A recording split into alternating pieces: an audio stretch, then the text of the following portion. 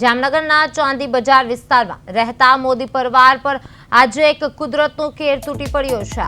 પરિવારની લાડકવાઈ અને 14 વર્ષીય દીકરી આનંદી રાજેશભાઈ મોદીનું હૃદયરોગના હુમલાને કારણે દુઃખદ અવસાન થયું છે। પ્રાપ્ત માહિતી અનુસાર આનંદી હાલ રાજકોટ ખાતે તેના મામાના ઘરે ગઈ હતી અને ત્યાં પરિવાર સાથે જમ્યા બાદ તે બાળકો સાથે રમી રહી હતી। ત્યારે જ અચાનક તે ઢળી પડી હતી અને આનંદીને તાત્કાલિક સારવાર માટે નજીકની હોસ્પિટલ ખાતે ખસેડવામાં આવી હતી, પરંતુ તબીબોએ તેને તપાસી અને મૃત જાહેર કરી। પ્રાથમિક તારણ મુજબ તેનું મોત હાર્ટ એટેકને કારણે થયું હોવાનું માનવામાં આવી રહ્યું છે। એક તરફ જામનગરના પારિવારિક માટે સમાચાર વજ્રઘાત સમાન સાબિત થાય છે, તો બીજી તરફ સતત સામે આવી રહેલા નાની ઉંમરના હાર્ટ એટેકના કિસ્સાઓને લઈને વાલીઓ અને સમાજમાં ગંભીર ચિંતાનો માહોલ જોવા મળી રહ્યો છે।